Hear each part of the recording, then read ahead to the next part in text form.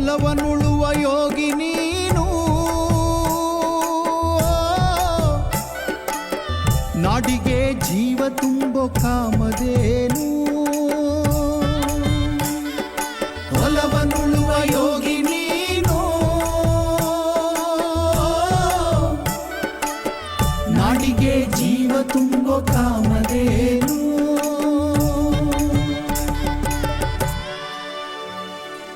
ನೆಲದ ನೋವಾಗಿ ಕಾಲದ ಹೂವಾಗಿ ಹರಡುವವರು ನೀವಣ್ಣ, ಮಳೆಯಾಗಿ ಬೆಳೆಯಾಗಿ ಲೋಕಕ್ಕೆ ಬರುವಾಗಿ ಅನ್ನದ ಹಾಡಿನ ನಾಡ ಜೀವಗಳು ನೀವಣ್ಣ.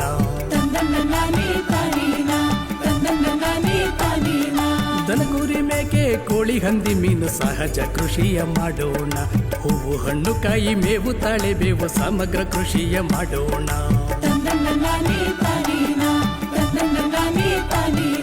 ಟ್ರ್ಯಾಕ್ಟರ್ ಟಿಲ್ಲರ್ ಕುಯ್ಲಿನ ಯಂತ್ರ ಸುಧಾರಿತ ಕೃಷಿ ಮಾಡೋಣ, ಕೃಷಿಯಲ್ಲಿ ಒಕ್ಕಣೆ ವಿಂಗಡಣೆ ಮಾಡಿ ಅಧಿಕ ಲಾಭವ ಗಳಿಸೋಣ, ಸ್ವಾವಲಂಬಿಗಳಾಗೋಣ.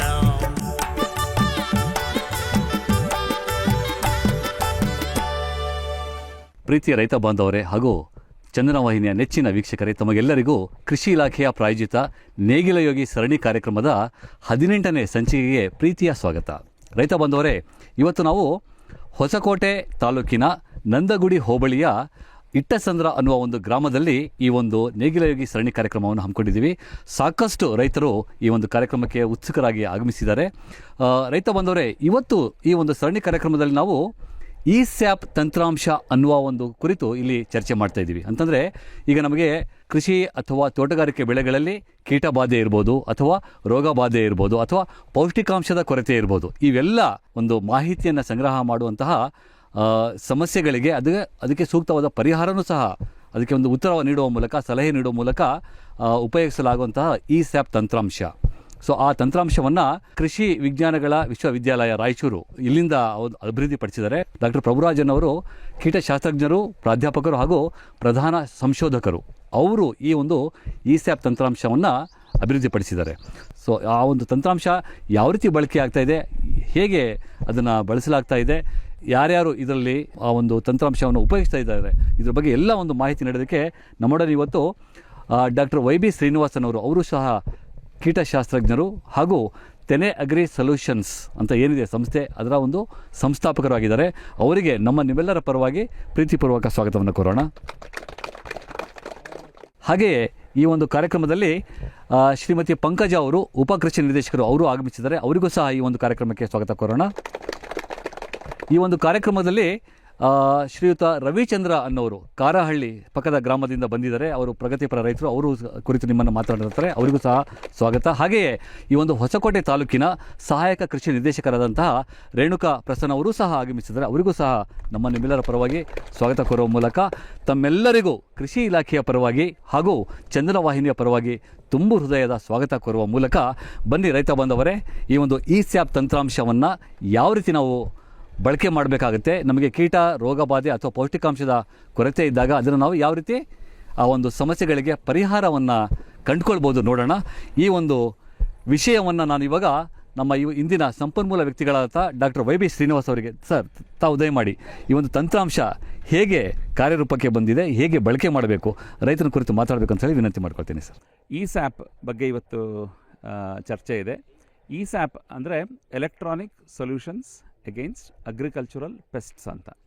ಅಂದರೆ ಈಗ ನಮ್ಮ ಕೃಷಿ ಬೆಳೆಗಳಿಗೆ ಬರುವಂಥ ಕೀಟ, ರೋಗ ಅಥವಾ ಪೋಷಕಾಂಶಗಳು, ಅಂದರೆ ಗಿಡದಲ್ಲಿ ಬರುವಂಥ ಯಾವುದೇ ಒಂದು ಚಿಹ್ನೆ, ಸಿಂಪ್ಟಮ್ಸ್ ಅಂತ ಏನಂತೀವಿ, ಏನೇ ಬಂದ್ರೂ ಈ ಇಸ್ಯಾಪ್ ಮುಖಾಂತರ ಅದನ್ನು ಕಂಡು ಹಿಡಿದು ನಮ್ಮ ಕೃಷಿ ವಿಶ್ವವಿದ್ಯಾಲಯಗಳಿಂದ ನುರಿತರು ತಜ್ಞರಿದ್ದಾರೆ, ಅವ್ರ ಕಡೆಯಿಂದ ಬರುವಂಥ ಸೊಲ್ಯೂಷನ್ಸ್ ಏನು, ಅದನ್ನು ನಿರ್ವಹಣೆ ಕ್ರಮಗಳು ಏನೇನಿರುತ್ತೆ ಅದು ನಿಮಗೆ ತಲುಪಿಸೋ ಥರ ಅದರ ನಾನಾ ಪ್ರಕಾರಗಳು ಇದ್ದಾವೆ.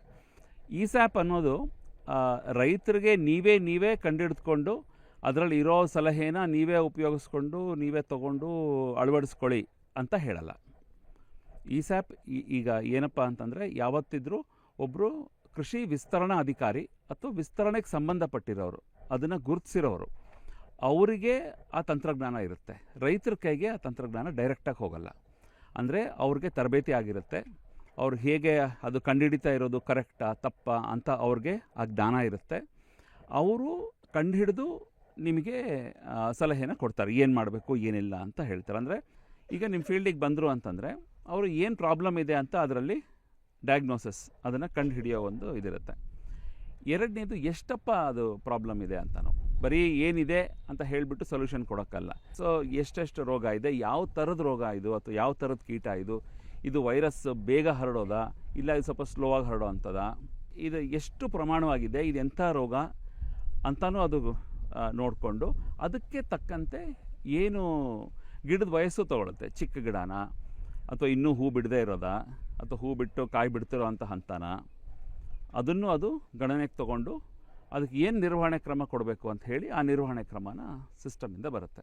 ಆಯಿತಾ? ಸೊ ನಿಮ್ಮ ಫೋನಲ್ಲಿ ಅದರ ನಿರ್ವಹಣೆ ಕ್ರಮ ಕೂಡ ಬಂದಿರುತ್ತೆ. ಬರೀ ಮೆಸೇಜು ವಾಟ್ಸಪ್ ಅಂತಲ್ಲ, ಅದರೊಳೊಂದು ಆ್ಯಪ್ ಇರುತ್ತೆ. ಅದನ್ನು ನೀವು ಮುಂದೆ ಈಗ ಅಂಗಡಿಗೆ ಯಾರಿಗಾನ ಕೊಡಬೇಕು, ಅದು ಏನಿದೆ ಅಂತ ತರಿಸ್ಕೋಬೇಕು ಅದರಿಂದ ಅಂತ ಬಂದ್ರೂ ನೀವು ಅವರಿಗೆ ಕಳಿಸೋ ಥರನೂ ಅದರಲ್ಲಿ ಸೌಕರ್ಯ ಇರುತ್ತೆ. ಇನ್ನೊಂದೇನಪ್ಪ ಹೊಸದಾಗಿ ಬಂದಿದೆ ಅಂತಂದರೆ, ಈಗ ನಿಮ್ಮ ಸುತ್ತಮುತ್ತ ಈಗೊಂದು 5-6 ಕಿಲೋಮೀಟ್ರ್ ಸುತ್ತಮುತ್ತ ಅಲ್ಲಿ ಯಾರಾದರೂ ಈ ಥರ ಬಂದು ಸರ್ವಿಸ್ ಕೊಡ್ತಾ ಇದ್ದಾರೆ, ರೈತರಿಗೆ ಬಂದುಬಿಟ್ಟು ಈ ಕಂಡುಹಿಡಿಯೋದಕ್ಕೆ ಹೆಲ್ಪ್ ಮಾಡ್ತಾರೆ ಅಂತ ಬಂದರೆ ಆ ಆ್ಯಪ್ ಮುಖಾಂತರ ನಿಮಗೆ ಹತ್ತಿರ ಯಾರು 3 ಜನ ಇದ್ದಾರಲ್ಲ ಆ 3 ಜನರದ್ದು ನಿಮಗೆ ನಂಬರ್ಗಳು ಬಂದುಬಿಡುತ್ತೆ. ಅಕಸ್ಮಾತ್ ನಿಮಗೆ ಬೇಕು ಅಂತ ಬಂದರೆ ನೀವು ಅವ್ರಿಗೆ ಫೋನ್ ಮಾಡಿ ನೀವು ಅವ್ರನ್ನ ಕರೆಸ್ಕೋಬೋದು. ನಿಮ್ಮ ಜಮೀನಿಗೆ ಹಿಂಗೆ ಬಂದು ಒಂದು ಸರಿ ನೋಡಪ್ಪ ಅಂತ ಹೇಳಿ ಕರೆಸ್ಕೋಬೋದು. ಸರಿ, ಸೊ ನೀವು ಕರೆಸ್ಕೋಬೋದು, ಬಂದು ಅವ್ರು ಮಾಡಿ ನಿಮಗೆ ಏನು ಮಾಡ್ಬೋದು ಅಂತ ಹೇಳ್ತಾರೆ, ಅದು ನಿಮ್ಮ ಫೋನಿಗೆ ಬರುತ್ತೆ.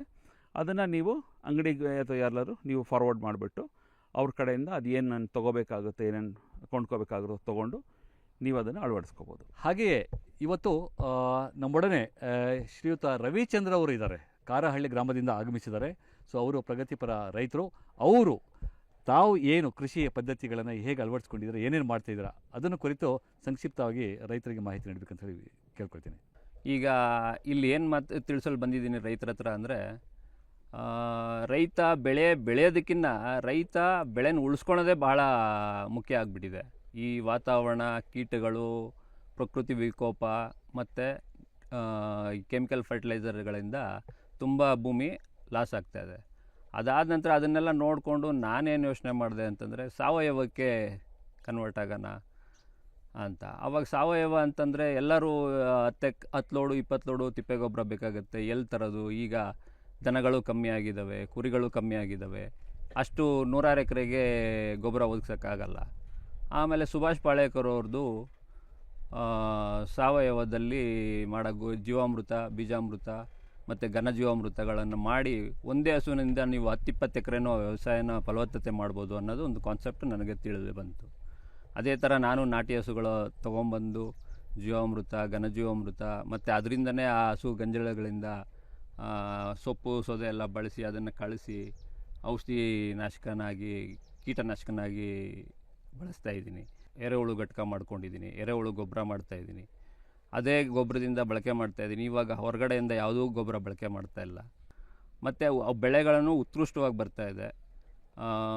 ಈಗ ನಾನು ತರಕಾರಿ ಕಮ್ಮಿ ಬೆಳೀತಾ ಇದ್ದೀನಿ, ಆದರೆ ರೇಷ್ಮೆನ ಜಾಸ್ತಿ ಇಂಪ್ಲಿಮೆಂಟ್ ಮಾಡ್ಕೊಂಡಿದ್ದೀನಿ. ಮತ್ತು ಮಾವಿನ ತೋಟಗಳಿದ್ದಾವೆ, ಅದಕ್ಕೆಲ್ಲ ಇದೆ ಜೀವಾಮೃತ, ಘನಜೀವಾಮೃತನೇ ಬಳಕೆ ಮಾಡಿಕೊಂಡು ಉತ್ಕೃಷ್ಟವಾಗಿ ಬೆಳೆ ಬರ್ತಾಯಿದೆ. ಅದೇ ರೀತಿ ಈ ಒಂದು ಕಾರ್ಯಕ್ರಮದಲ್ಲಿ ಈ ಉಪಕೃಷಿ ನಿರ್ದೇಶಕರಾದಂತಹ ಶ್ರೀಮತಿ ಪಂಕಜ ಮೇಡಮ್ ಅವರು ಸಹ ಉಪಸ್ಥಿತರಿದ್ದಾರೆ. ಅವರು ಮೇಡಮ್, ತಾವು ಕೃಷಿ ಇಲಾಖೆಯಲ್ಲಿ ರೈತರಿಗೆ ನೀಡಲಾಗುವಂಥ ಒಂದು ಪ್ರಮುಖ ಯೋಜನೆಗಳ ಬಗ್ಗೆ ಮಾತಾಡಬೇಕು ಅಂತ ಹೇಳಿ ವಿನಂತಿ ಮಾಡ್ಕೊಳ್ತೀನಿ. ಕೃಷಿ ಇಲಾಖೆಯಿಂದ ಪ್ರಮುಖವಾಗಿ ಇವಾಗ ತಮ್ಮ ಕಡೆಯಿಂದ ಆಗಬೇಕಾಗಿರೋ ಕೆಲಸ ಮೇಯ್ನ್ ಅಂತಂದರೆ KYC. ಈಗ ಏನು ಕೃಷಿ ಇಲಾಖೆ, ರೇಷ್ಮೆ ಇಲಾಖೆ, ತೋಟಗಾರಿಕೆ ಇಲಾಖೆಯಿಂದ ಎಲ್ಲ ನಿಮಗೆ FID ಅಂತ ಮಾಡಿಕೊಟ್ಟಿದ್ವಿ. ಈಗ ಅದನ್ನು ಸೆಂಟ್ರಲ್ ಗೌರ್ಮೆಂಟ್, ಕೇಂದ್ರ ಸರ್ಕಾರದ ಒಂದು ID ಕ್ರಿಯೇಟ್ ಮಾಡಬೇಕಾಗಿರುತ್ತೆ. ಏಕೆಂದರೆ ಇನ್ನು ಮುಂದೆ ತಮಗೆ ಏನೇ ಒಂದು ಬರ ಪರಿಹಾರ ಆಗಲಿ, ಬೆಳೆ ವಿಮೆದು ಪರಿಹಾರ ಆಗಲಿ, ಬೇರೆ ಏನೋ ಯಾವುದೇ ಒಂದು PM ಕಿಸಾನ್ ಯೋಜನೆಯ ಏನು ಹಣ ತಮಗೆ ಬರ್ತಾಯಿತ್ತು, ಎಲ್ಲ ಮೋದಿ ಕಾಸು ಅಂತಿದ್ರಲ್ಲ, ಈ ಒಂದು ಕೇಂದ್ರ ಪುರಸ್ಕೃತ ಯೋಜನೆಗಳದ್ದು ಎಲ್ಲ ತಮಗೆ ಬೆನಿಫಿಟ್ಸ್ ಬೇಕು ಅಂತಂದರೆ ಈಗ ತಮಗೆ ಏನು FID ಇಲಾಖೆಯಿಂದ FID ಕೊಟ್ಟಿದೆಯಲ್ಲ, ಅದು ಸೆಂಟ್ರಲ್ ಗೌರ್ಮೆಂಟು FIDಗೆ ಲಿಂಕ್ ಆಗಬೇಕು. ಸೊ ಸೆಂಟ್ರಲ್ FID ನಿಮಗೆ ಕ್ರಿಯೇಟ್ ಆಗುತ್ತೆ. ಅದಕ್ಕೆ ಎಲ್ಲರೂ ನಾಳೆ ಒಳಗೆ, ಅಂದರೆ ಸಾಧ್ಯ ಆದಷ್ಟು ತಾವು ತಮ್ಮ ಹೆಸರಿನಲ್ಲಿರುವ ಪಾಣಿಗಳು ಎಲ್ಲವೂ ಏನು ತಮಗೆ ಸರ್ವೆ ನಂಬರ್ಸು ತಮ್ಮ ಹೆಸರಿಗಿದ್ದಾವೆ, ಆ ಎಲ್ಲ ಪಾಣಿಗಳು ಮತ್ತು ಆಧಾರ್ ಸಂಖ್ಯೆ, ತಮ್ಮದು ಯಾವುದು ದೂರವಾಣಿ ಸಂಖ್ಯೆ ಅಂದರೆ ಮೊಬೈಲ್ ನಂಬರು ನಿಮ್ಮ ಆಧಾರ್ ಕಾರ್ಡಿಗೆ ಲಿಂಕ್ ಆಗಿದೆಯೋ ಆ ಒಂದು ದೂರವಾಣಿ ಸಂಖ್ಯೆ, ಆಧಾರ್ ಕಾರ್ಡು ಮತ್ತು ಪಹಣಿಗಳು, ಈ ಮೂರೂ ತೊಗೊಂಡು ತಾವು ಕೃಷಿ ಇಲಾಖೆ ಆಗಲಿ, ಕಂದಾಯ ಇಲಾಖೆ ಆಗಲಿ, ತೋಟಗಾರಿಕೆ ಇಲಾಖೆ ಆಗಲಿ ಅಥವಾ ರೇಷ್ಮೆ ಇಲಾಖೆ, ಈ ಇಲಾಖೆಗಳನ್ನ ಸಂಪರ್ಕಿಸಿ ದಯವಿಟ್ಟು ತಾವು KYC ಮಾಡಿಸ್ಕೋಬೇಕಾಗಿ ತಮ್ಮಲ್ಲಿ ವಿನಂತಿಸಿಕೊಳ್ತೇನೆ. ದಯವಿಟ್ಟು ಇದನ್ನು ಯಾರೂ ನೆಗ್ಲೆಕ್ಟ್ ಮಾಡಬೇಡಿ. ಏಕೆಂದರೆ ಈಗ PM ಕಿಸಾನ್ ಹಣ ನೆಕ್ಸ್ಟು ಏನು ಕಂತು ಬಿಡುಗಡೆ ಆಗುತ್ತೆ, ಅಷ್ಟರೊಳಗೆ ಇವೆಲ್ಲ ಆಗಬೇಕಾಗಿರೋದ್ರಿಂದ ನೆಕ್ಸ್ಟ್ ಕಂತು ತಮಗೆ ನಿಂತೋಗ್ಬಿಡುತ್ತೆ. ಆದ್ದರಿಂದ ದಯವಿಟ್ಟು ಈ ಇಲಾಖೆಗಳ ಅಧಿಕಾರಿಗಳನ್ನ ಸಂಪರ್ಕಿಸಿ ತಾವು KYC ಮಾಡ್ಕೋಬೇಕಾಗಿ ನಾನು ವಿನಂತಿಸಿಕೊಳ್ತೇನೆ. ಹಾಗೆಯೇ ಕೃಷಿ ಭಾಗ್ಯ ಯೋಜನೆ ತಮಗೆಲ್ಲ ಪರಿಚಯ ಇದೆ. ನಾವು 2018 ಸಾಲಿನಿಂದನೂ ಕೂಡ ಇದನ್ನು ಯೋಜನೆಯನ್ನು ನಾವು ಅನುಷ್ಠಾನ ಮಾಡ್ತಾ ಇದ್ದೀವಿ ಇಲಾಖೆಯಿಂದ. ತಾವು ದಯಮಾಡಿ ಕೃಷಿ ಹೊಂಡ ಏನು ಅದಕ್ಕೆ ಲೈನಿಂಗು, ನೀರನ್ನು ಶೇಖರಣೆ ಮಾಡುವಂಥ ಏನು ಲೈನಿಂಗು, ಪಾಲಿಥೀನ್ ಲೈನಿಂಗ್ ಕೊಡ್ತೀವಿ ಅದು, ಮತ್ತು ಡೀಸೆಲ್ ಪಂಪ್ ಸೆಟ್ಟು, ಮತ್ತು ನಿಮಗೆ ಸೂಕ್ಷ್ಮ ನೀರಾವರಿ ಘಟಕಗಳನ್ನ ಇಲಾಖೆಯಿಂದ ವಿತರಿಸಲಾಗ್ತಿದೆ. ಈ ವರ್ಷದ ಆರ್ಥಿಕ ವರ್ಷ ಕೊನೆಗೊಳ್ತಾ ಇದೆ. ಆದ್ದರಿಂದ ದಯವಿಟ್ಟು ತಾವು ಕೃಷಿ ಹೊಂಡ ಏನು ಮಾಡ್ಕೊಳ್ಳೋಕ್ಕೆ ಇಚ್ಛೆ ಪಡ್ತೀರಾ, ದಯವಿಟ್ಟು ನಮ್ಮ ಇಲಾಖೆಯನ್ನು ಸಂಪರ್ಕಿಸಿ ಕೃಷಿ ಹೊಂಡದ ಈ ಒಂದು ಪ್ರಯೋಜನ ಪಡ್ಕೋಬೇಕಾಗಿ ಕೇಳ್ಕೊಳ್ತೀನಿ. ಹಾಗೆಯೇ ಇಷ್ಟೊತ್ತು ತಮಗೆ ಇಲಾಖೆಯಿಂದ ತಮಗೆ ಪರಿಚಯ ಇತ್ತು. ಕೃಷಿ ಇಲಾಖೆ ಅಂದ ತಕ್ಷಣ ತಮಗೆಲ್ಲ ಜ್ಞಾಪಕ ಬರ್ತಿದ್ದು ಮುಂಚೆ ಗ್ರಾಮ ಸಹಾಯಕರು ಎಲ್ರಿ ಅಂತ ಅಂದರೆ ನೀವೇ ಹುಡ್ಕೊಂಡು ಬರ್ತಾಯಿದ್ವಿ, ಇಲ್ಲ ಅವರು ತಮ್ಮ ಹಳ್ಳಿಗೆ ಬರ್ತಾಯಿದ್ರು. ಈಗ ನಮಗೆ 2000 ಮತ್ತು 2001ನೇ ಸಾಲಿಂದ ಏನು ರೈತ ಸಂಪರ್ಕ ಕೇಂದ್ರಗಳು ಅಂತ ತಮ್ಮ ಹೋಬಳಿ ಮಟ್ಟದಲ್ಲಿ ಕಚೇರಿಗಳು ಸ್ಥಾಪನೆ ಆಗಿದ್ದಾವೆ. ಅಲ್ಲೇ ನಮ್ಮ ಅಧಿಕಾರಿಗಳು ಸಿಗೋದ್ರಿಂದ ತಾವು ರೈತ ಸಂಪರ್ಕ ಕೇಂದ್ರಗಳಿಗೆ ಭೇಟಿ ನೀಡಿ ದಯವಿಟ್ಟು KYC ಮಾಡ್ಕೊಳ್ಳಿ. ಹಾಗೆ ಕೃಷಿ ಹೊಂಡ ಏನು ಪ್ರಯೋಜನ ಇದೆ ಆ ಸೌಲಭ್ಯಗಳನ್ನ ಪಡೆದುಕೊಳ್ಳಿ ಅಂತ ಈ ಸಂದರ್ಭದಲ್ಲಿ ಕೇಳ್ಕೊಳ್ತೀನಿ. ಹಾಗೆಯೇ ಏನು ನಮ್ಮ ಕೃಷಿ ಸಹಾಯಕರು ಅಥವಾ ಗ್ರಾಮ ಸಹಾಯಕರು ಅಂತ ಬರ್ತಾಯಿದ್ರು, ತಮಗೆ ತಾವು ಬೆಳೀತಾ ಇರೋದರಲ್ಲಿ ಏನಾದರೂ ರೋಗ ಕೀಟ ಬಾಧೆ ಕಂಡು ಬಂತು ಅಥವಾ ಹೊಸ ತಳಿಗಳು ಕೃಷಿಯಲ್ಲಿ ಏನೇ ತಂತ್ರಜ್ಞಾನ ಇತ್ತು ಅಂತಂದರೆ ಅವ್ರು ತಮಗೆ ಮಾಹಿತಿ ಕೊಡ್ತಾಯಿದ್ರು.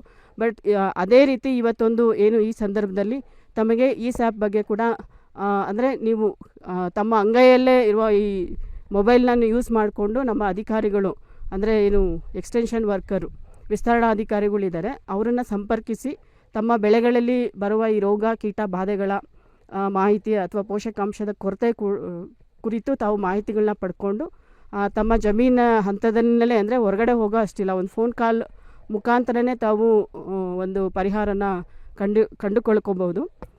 ಈ ಯೋಜನೆಯೂ ಕೂಡ ನಾವು ಇಲಾಖೆಯಿಂದ ಏನು ಬಜೆಟಲ್ಲಿ ಘೋಷಣೆ ಮಾಡಿದಂತೆ ಹೊಸ ಯೋಜನೆಯಾಗಿ ಕೂಡ ಅನುಷ್ಠಾನ ಮಾಡ್ತಾಯಿದ್ವಿ. ಹಾಗೆ ನಮ್ಮೊಡನೆ ಇವತ್ತು ಈ ಒಂದು ಹೊಸಕೋಟೆ ತಾಲೂಕಿನ ಸಹಾಯಕ ಕೃಷಿ ನಿರ್ದೇಶಕರಾದಂತಹ ಶ್ರೀಯುತ ರೇಣುಕಾ ಪ್ರಸನ್ನ ಅವರು ಸಹ ಹಾಜರಿದ್ದಾರೆ. ಸರ್, ತಾವು ರೈತರನ್ನು ಕುರಿತು ಈ ಒಂದು ಭಾಗದ ಮಳೆ ಮತ್ತು ಬೆಳೆ ಪರಿಸ್ಥಿತಿ ಯಾವ ರೀತಿ ಇದೆ, ಏನೇನು ಕೃಷಿ ಬೆಳೆಗಳನ್ನು ಕೈಗೊಳ್ತಾ ಇದ್ದಾರೆ, ಮತ್ತು ಇದಕ್ಕೆ ಕೆಲವೊಂದು ಸಮಸ್ಯೆಗಳಿದ್ರೆ ಮತ್ತು ರೈತರು ಅದಕ್ಕೆ ಸ್ಪಂದಿಸಬೇಕಾದಂತಹ ಕೆಲವು ವಿಧಾನಗಳಾಗಿರ್ಬೋದು, ಎಲ್ಲಿ ಸಂಪರ್ಕ ಮಾಡಬೇಕು, ಅದ್ರ ಬಗ್ಗೆ ಮಾಹಿತಿ ಕೊಡಬೇಕು ಅಂತ ಹೇಳಿ ವಿನಂತಿ ಮಾಡ್ಕೊಳ್ತೇವೆ.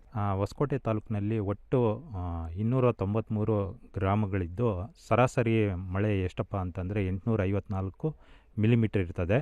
ಸೊ ಈ 854 ಮಿಲಿಮೀಟರ್ ಏನಪ್ಪ ಅಂದರೆ ಹೆಚ್ಚಾಗಿ ಜುಲೈಯಿಂದ ನವಂಬರ್ವರೆಗೂ ಇಲ್ಲಿ ಬೀಳೋದ್ರಿಂದ ಸೊ ರಾಗಿ ಇಲ್ಲಿನ ಪ್ರಮುಖ ಬೆಳೆಯಾಗಿರ್ತದೆ. ಸುಮಾರು 10,500 ಹೆಕ್ಟೇರ್ವರೆಗೂ ರಾಗಿ ಬೆಳೆನ ಹೊಸಕೋಟೆ ತಾಲೂಕಿನಲ್ಲಿ ಬೆಳೀತಾ ಇರ್ತಾರೆ. ಸೊ ಇದನ್ನು ನಮ್ಮಲ್ಲಿ ಏನಪ್ಪ ಅಂದರೆ ತಡಮುಂಗಾರು ಅಂತಂದರೆ ಏನು ಜುಲೈ 15 ನಂತರನೇ ಮೇಜರು ಕೃಷಿ ಬೆಳೆಯಾದ ರಾಗಿನ ಬಿತ್ತನೆ ಮಾಡ್ತಾ ಇರ್ತಾರೆ.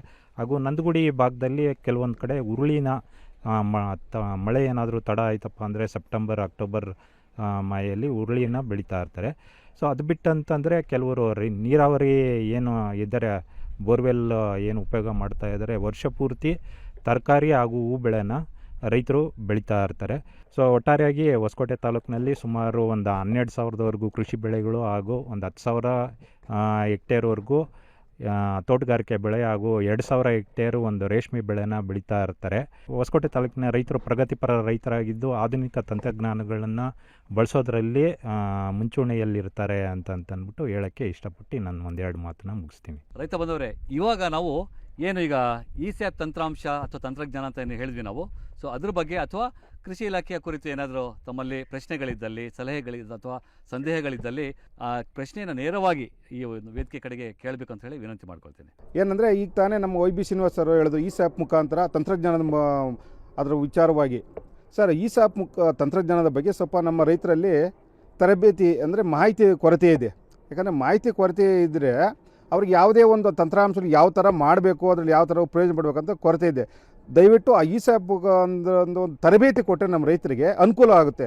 ಈ ಸ್ಯಾಪ್ ಮುಖಾಂತರ ಯಾಕಂದರೆ ತರಬೇತಿ ಪಡೆದ್ರೆ ನಾವು ಏನೆಲ್ಲ ಬೆಳೆಗಳು ಯಾವ ಥರ ಏನು ಅದನ್ನು ಕಾಲಕ್ಕೆ ತಕ್ಕಂಗೆ ಏನು ಅನುಗುಣವಾಗಿ ನಡೆಸ್ಕೊಂಡು ಹೋಗ್ಬೇಕು ಅನ್ನೋದು ಬಂದು ಒಂದು ಈ ಸ್ಯಾಪ್ ಮುಖಾಂತರ ಒಂದು ತರಬೇತಿ ಕೊಟ್ಟರೆ ತುಂಬ ಅನುಕೂಲ ಅಂತೇಳಿ ನಾನು ಈ ಮೂಲಕ ತಮ್ಮಲ್ಲಿ ವಿನಂತಿ. ಈ ಸ್ಯಾಪ್ ರೈತರು ಡೈರೆಕ್ಟಾಗಿ ರೈತರ ಫೋನ್ಗೆ ಅಂತ ಸಿಗೋದಿಲ್ಲ ಅದು, ಆಯಿತಾ. ಇದು ಯಾವತ್ತಿದ್ರೂ ಒಬ್ಬರು ಕೃಷಿ ಡಾಕ್ಟರ್ಗೆ ಇರುತ್ತೆ ಇದು.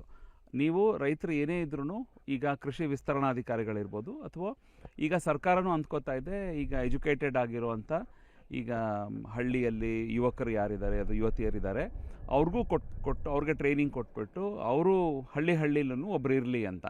ಓಕೆ, ಅದಕ್ಕೂ ಒಂದು ಆ ನಿಟ್ಟಲ್ಲೂ ಯೋಚನೆ ಮಾಡ್ತಾ ಇದ್ದಾರೆ ಈಗ ಸರ್ಕಾರ ಅವರು. ಅಂದರೆ ನಿಮಗೆ ಸುಲಭನಾಗಿ ಯಾರೋ ಒಬ್ರು ಸಿಗಲೇಬೇಕಾಗುತ್ತೆ, ಬಂದು ನೋಡಿ ಅವ್ರಿಗೂ ತರಬೇತಿ ಆಗಬೇಕು ಅಂತ. ತರಬೇತಿ ಅನ್ನೋದೆಲ್ಲ ಪೂರ್ತಿ ಅವ್ರಿಗೆ ತರಬೇತಿ ಆಗ್ತದೆ.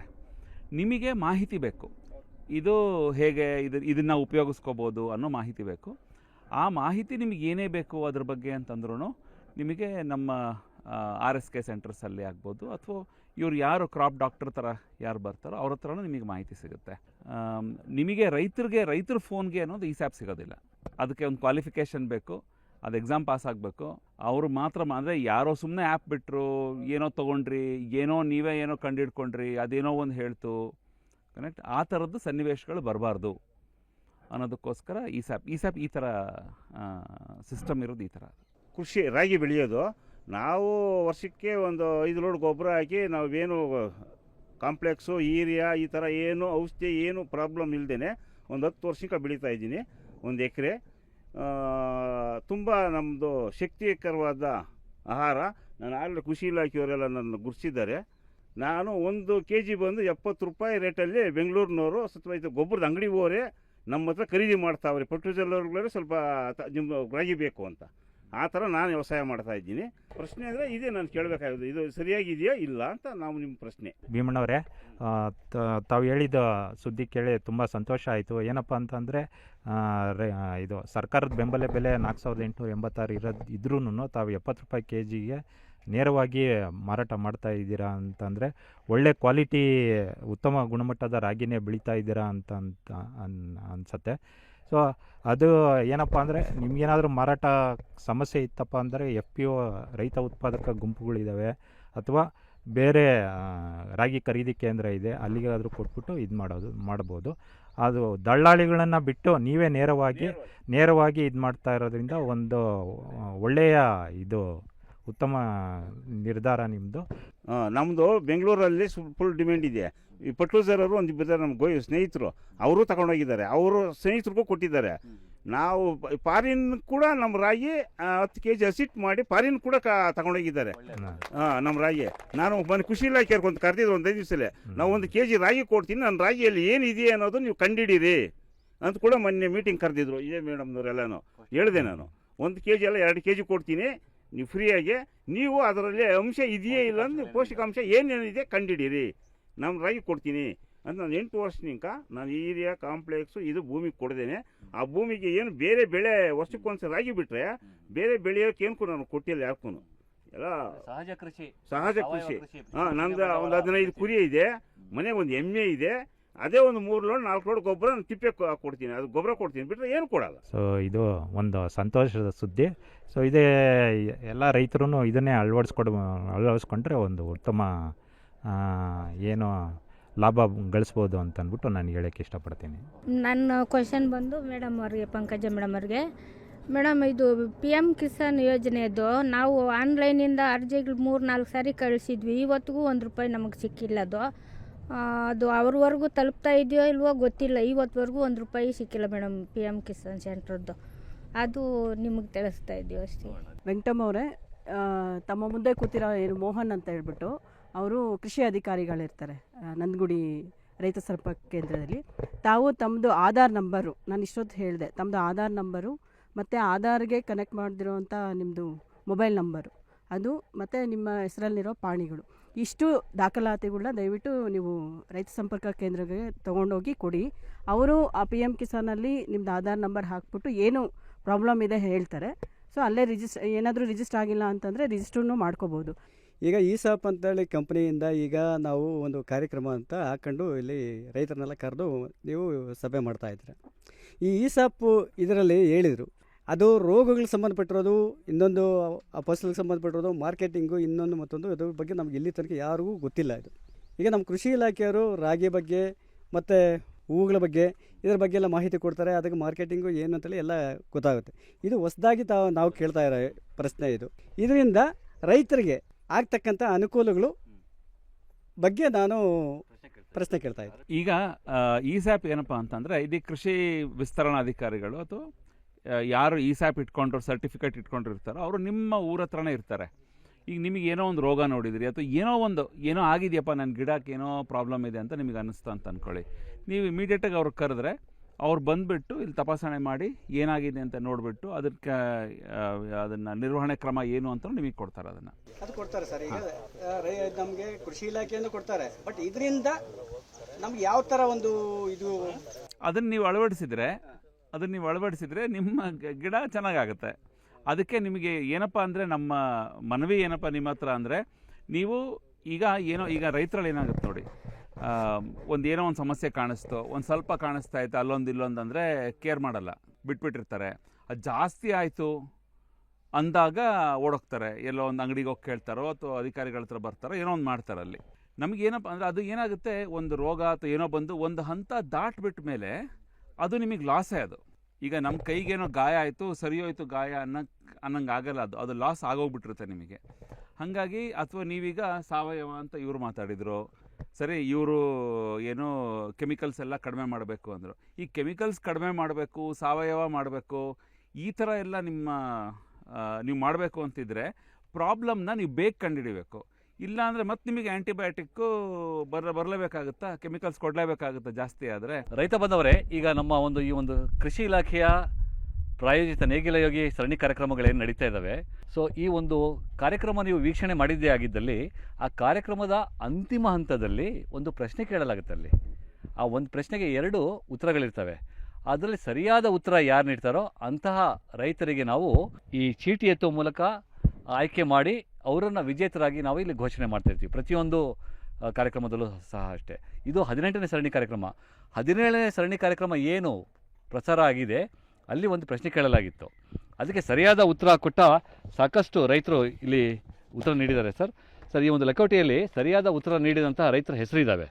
ಈ ಒಂದು ಚೀಟಿಗಳನ್ನು ಈ ಗಾಜಿನ ಕುಂಡದಲ್ಲಿ ಹಾಕಿ ಚೆನ್ನಾಗಿ ಕುಲುಕಿಸ್ಬಿಟ್ಟು ನೀವು ಈ ಒಂದು 3 ಅದೃಷ್ಟವಂತ ವಿಜೇತರು ಯಾರು ಅನ್ನೋದನ್ನು ನಾವು ಇಲ್ಲಿ ಆಯ್ಕೆ ಮಾಡ್ತೀವಿ. ಇವತ್ತು ವಿಜೇತರನ್ನು ಯಾರು, ಆ 3 ಅದೃಷ್ಟವಂತ ವಿಜೇತರು ನಾವು ಇವತ್ತು ನೋಡೋಣ. ಇಲ್ಲಿ ರಾಜ್ಯದ ವಿವಿಧ ಭಾಗಗಳಲ್ಲಿ ಸಾಕಷ್ಟು ರೈತ ಬಾಂಧವರು ಅದಕ್ಕೆ ಉತ್ತರ ನೀಡ್ತಾ ಇರ್ತಾರೆ. ಸೊ ಅದರಲ್ಲಿ ಇನ್ನೊಂದು ಏನಂತ ಗಮನಿಸಬೇಕಾದ ಅಂಶ ಏನಂತಂದರೆ, ಆ ಒಂದು ಕಾರ್ಯಕ್ರಮ ಪ್ರಸಾರ ಆಗ್ತಾ ಇರೋ ಟೈಮಲ್ಲಿ ಅಂತಿಮ ಘಟ್ಟದಲ್ಲಿ ಪ್ರಶ್ನೆ ಕೇಳಲಾಗುತ್ತೆ.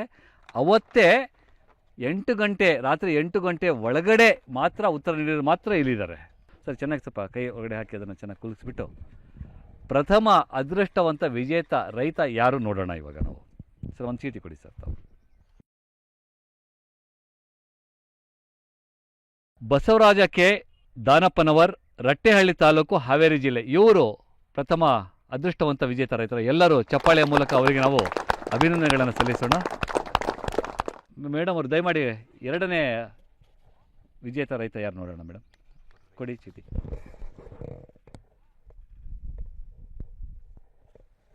ಶಿವಾನಂದ ಬೇಸಿ ಸನ್ ಆಫ್ ಚೆನ್ನೇಗೌಡ, ಭೂಹಳ್ಳಿ ಗ್ರಾಮ, ಚನ್ನಪಟ್ಟಣ ತಾಲೂಕು.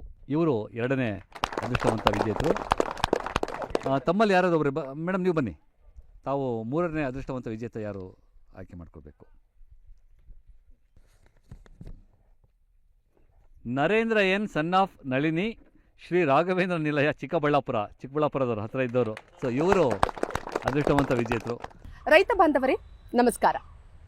ನೇಗಿಲ ಯೋಗಿ ಪ್ರಾಯೋಜಿತ ಕಾರ್ಯಕ್ರಮದ 18ನೇ ಸಂಚಿಕೆಯ ಪ್ರಶ್ನೆ ಕೇಳುವ ಸಮಯ ಈಗ ನಿಮ್ಮ ಮುಂದೆ. ಪ್ರಶ್ನೆ: ಕೃಷಿಯಲ್ಲಿ ಈ ಸ್ಯಾಪ್ ಬಳಕೆ ಏಕೆ? ಉತ್ತರ 1, ಕೀಟ ರೋಗ ಪತ್ತೆ ಹಚ್ಚಲು.